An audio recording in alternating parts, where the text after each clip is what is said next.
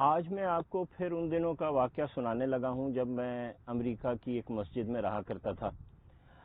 جو آج واقعہ سناؤں گا نا تو ہو سکتا ہے کہ آپ کو اس پہ یقین نہ آئے، مجھے بھی نہیں آیا، لیکن سنا اس لیے رہا ہوں کہ میرے ساتھ بیتی ہے، ورنہ اس پہ یقین نہیں آتا۔ تو بات کچھ یوں ہے کہ ایک دن مسجد میں تقریباً عصر کے ٹائم پہ 4 ساڑھے 4 بجے کا ٹائم ہوگا، میں بیٹھا تھا تو ایک پرانی سی ووکس ویگن کی وین باہر آ کے رکی اور اس میں سے 4 لوگ برآمد ہوئے جو صاف دیکھنے سے لگ رہا تھا کہ ان کا تعلق پاکستان سے ہے۔ انہوں نے امامے باندھے ہوئے تھے اور تھوپ پہنے ہوئے تھے، وہ جو عربی لباس ہوتا ہے۔ وہ اندر آ گئے۔ اتفاق سے اس وقت میں اور مسجد کے امام صاحب جو تھے وہ مسجد میں بیٹھے ہوئے تھے۔ ایک صاحب نے بڑی ٹوٹی پھوٹی انگریزی میں مجھ سے کہا اسپیک انگلش، تو میں نے کہا یس آئی اسپیک انگلش۔ پاکستان؟ تو میں نے کہا یس پاکستان، ہو شکر ہے الحمدللہ۔ امام صاحب کہاں ہیں جی؟ میں نے کہا جی اندر بیٹھے ہیں۔ چلیے جی ان سے ملتے ہیں، جزاک اللہ الحمدللہ۔ میں نے اندازہ لگایا کہ 4 لوگوں میں سے 3 کی عمریں جو ہیں وہ تقریباً 35 سے 50-55 کے بیچ میں ہیں، اور جن کو وہ امام صاحب بول رہے تھے نا، امیر صاحب بول رہے تھے، ان کی عمر کوئی 70 کے قریب ہوگی۔ خیر میں ان کو امام صاحب کے پاس لے گیا۔ جو امیر صاحب تھے ان کو عربی آتی تھی، انہوں نے امام صاحب سے عربی میں بات کرنا شروع کر دی۔ دوسرے بھائیوں نے سامان نکالا، گاڑی سے مسجد میں رکھا، مجھ سے بات چیت شروع کر دی۔ تو تھوڑی دیر کے بعد وہ کمفرٹیبل ہو گئے، انہوں نے مسجد میں بستر وغیرہ بچھا لیے، واش روم چلے گئے۔ امام صاحب نے ان کو چھوڑا اور میرے پاس آ گئے اور کہنے لگے کہ اب آپ نے نا ان کے رہن کا، سہن کا اور کھانے پینے کا ذرا خیال رکھنا ہے۔ تو میں نے کہا کہ قصہ کیا ہے؟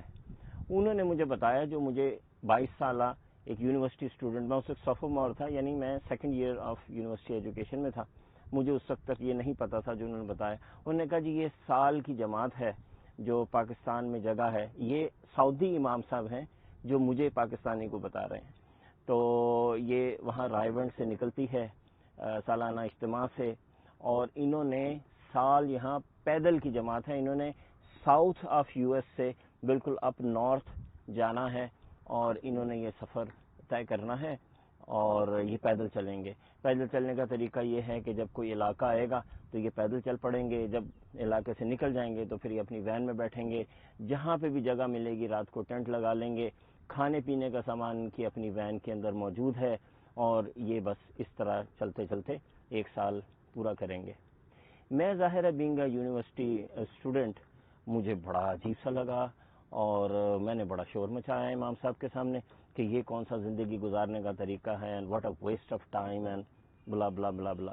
خیر مہمان تھے، میں ان کی خدمت میں لگ گیا، لیکن مجھے ان کے اس طریقے پہ غصہ بڑا آیا۔ رات ہوئی تو ان میں سے ایک صاحب نے مجھے کہا کہ حضرت کہیں ٹیلی فون بوتھ پہ لے چلیے، ہم نے پاکستان واپس اپنے مرکز پہ بتانا ہے کہ ہم کہاں پہنچے ہیں۔ میں نے کہا چلیے، میں نے اپنی گاڑی نکالی، ان کو لے کے ٹیلی فون بوتھ پہ گیا، انہوں نے وہاں کال ملانے کی کوشش کی، ٹائم کا فرق تھا، کال نہ ملی، تو کہنے لگے کہ فون تو مل نہیں رہا۔ اچھا بھائی کو کرتا ہوں، پتہ چلا ان کے بھائی بھی تبلیغی جماعت میں ہیں، تو انہوں نے اپنے بھائی کو کال کی اور ان کو کہتے ہیں کہ بھائی ہم اس جگہ پہنچ گئے ہیں اور الحمدللہ ہمارا سفر ٹھیک ہے، امیر صاحب نے کہا ہے کہ آپ لوگوں مطلع کریں، آپ مرکز میں جا کے بتا دیجئے گا کہ ہم یہاں پہنچے ہیں، کل یہاں سے نکلیں گے تو فلاں جگہ جائیں گے۔ فون انہیں رکھا تو کہتے ہیں لا حول ولا قوت الا باللہ۔ میں نے کہا حضرت کیا ہوا؟ تو کہتے ہیں چلیں گاڑی میں بیٹھے میں بتاتا ہوں۔ گاڑی میں بیٹھ کے مجھے کہتے ہیں میری تو وائف کی ڈیلیوری تھی حضرت 2 دن 3 دن پہلے، تو وہ تو میں پوچھنا ہی بھول گیا کہ وہاں کیا سلسلہ رہا۔ یہ انہوں نے کہا نا تو میں تو پہلے ہی غصہ آیا ہوا تھا، میں تو غصے سے میرا برا حال ہو گیا۔ واپس میں مسجد میں پہنچا، میں نے امام صاحب کو سائڈ پہ کیا اور میں نے کہا کہ ان سے انگلش میں کہ میں ان کی کیسے میں ان کا احترام کر سکتا ہوں، یہ تو ایسا آدمی ہے کہ جس کو اپنی بیوی کی فکر نہیں ہے، اپنا تو بتا دیا کہ میں کہاں پہنچا ہوں، اور ان کو یہ تک نہیں پوچھا کہ میری بیوی خیریت سے ہے، ہمارے ہاں کیا بچہ ہوا اور والا سب کچھ۔ میرے امام صاحب بڑے خاموشی سے انہوں نے میری بات سنی، انہوں نے کہا بات چیزیں وقت کے ساتھ سمجھ آتی ہیں برادر، آپ کو یہ چیز ابھی نہیں سمجھ آئے گی، آگے چل کے سمجھ میں آئے گی۔ خیر اینی ویز دوسرے دن جناب وہ وہاں سے چلے، پہلے مسجد سے نکلے، پیدل چلتے چلتے انہوں نے پورا چھوٹا سا وہ ایک گاؤں سا قصبہ تھا، اس کو کراس کیا. اس کے بعد وہ وین پہ بیٹھے اور کہنے لگے کہ ہم رات جو ہے نا تقریباً فلاں جگہ جا کے، یعنی وہ جگہ وہاں سے بنتی تھی تقریباً 10 کلومیٹر دور. انہوں نے کہا 10 کلومیٹر وہاں جا کے ہم پڑاؤ ڈالیں گے. ٹھیک ہے جی. 9:30 بجے کے قریب، نہیں 8:30 بجے کے قریب امام صاحب مجھے کہتے ہیں چلیں وہاں چلتے ہیں اور دیکھتے ہیں کہ جو جماعت ہے وہ پراپرلی انہوں نے ٹینٹ وغیرہ لگا لی ہے کہ نہیں. میں نے کہا ٹھیک ہے. تو میں ان کے ساتھ گاڑی میں بیٹھ گیا. ہم چلنا شروع ہوئے. راستے میں ہم دیکھتے جاتے تھے اندھیرے میں، کہیں روشنی نظر آئے، ٹینٹ نظر آئے. آخر جا کے ہمیں تھوڑا آگے جب ہم نے شہر سے نکل گئے تو اندھیرے میں بالکل ایک جگہ ٹینٹ لگا نظر آ گیا، وہ بتی سی جل رہی تھی. ہم وہاں پہنچے تو وہاں جب میں نے ٹینٹ لگا دیکھا اس جگہ پہ تو میرے تو جسم میں نا ایک کپ کپی دوڑ گئی. میں حیران پریشان. میں نے امام صاحب کو کہا کہ یہ تو فلاں چرچ کی جگہ ہے، یہ ان کا پارکنگ لاٹ ہے، یہ جو پیچھے ہے یہ خالی جگہ نہیں ہے، یہ تو چرچ کی جگہ ہے. اچھا وہاں سلسلہ یوں ہے امریکہ میں، ٹیکسس میں، مجھے نہیں پتا اب کیا ہے سلسلہ. اس وقت تو یہ تھا کہ اگر آپ کسی نے آپ کی زمین سے گزرے بغیر اجازت کے یا وہاں ٹھہر گئے تو آپ ان کو گولی مار سکتے ہیں اور آپ کو کسی قسم کا کوئی لا جو ہے نا آپ کے خلاف کام نہیں کرے گا. تو میں نے امام صاحب کو کہا کہ امام صاحب جلدی سے اندر چلیں، ان کو یہاں سے اٹھائیں، یہ تو بڑا مسئلہ ہو جائے گا، یہ تو گولی چل جائے گی، وہ تو ان کو مار دیں گے. ان کو سمجھ ہی نہیں ہے، ان کو تو پتہ ہی نہیں ہے، ان کو تو اندازہ ہی نہیں ہے کہ یہاں کیسے چلتا ہے. دیکھیں یہ کوئی کرنے کی بات ہے. یہ ہم بولتے بولتے ٹینٹ میں داخل ہو گئے. ٹینٹ میں امیر صاحب جو تھے وہ بالکل سکون سے بیٹھے ذکر کر رہے تھے اور باقی کے لوگ جو تھے نا وہ کچھ کھانے کی تیاری کر رہے تھے. انہوں نے کہا برادر آپ بالکل صحیح ٹائم پہ آ گئے ہیں، آئیں ساتھ بیٹھ کے کھانا کھاتے ہیں. میں نے شور ڈال دیا. میں نے کہا آپ یہاں سے فوراً خالی کریں، یہاں تو گولی چل جائے گی، آپ بھی مریں گے، ہمیں بھی مروائیں گے. یہ تو ٹیکسس ہے، یہاں تو گنز رکھتے ہیں لوگ اور آپ چرچ کی جگہ پہ ایسے ٹینٹ لگا کے بیٹھ گئے. امام صاحب کے چہرے پہ ایک عجیب سا سکون، کوئی پریشانی نہیں، کوئی مسئلہ نہیں. کہتے ہیں وہ بھی تو ہمارے اہل کتاب ہے نا، ہمارے بھائی ہیں، مسلک میں مذہب میں ہمارے بھائی ہیں، آنے دیں ان کو، ہم ان کو سمجھا لیں گے. میں نے کہا امیر صاحب کون سمجھائے گا، آپ کو تو انگریزی بھی نہیں آتی. کہنے لگے برادر آپ ہیں نا، آپ سمجھائیں گے. انگلش میں میں نے بولا تو وہ بھی کچھ ٹوٹی پھوٹی انگلش، اردو عربی میں انہوں نے امام صاحب کو بھی بولا.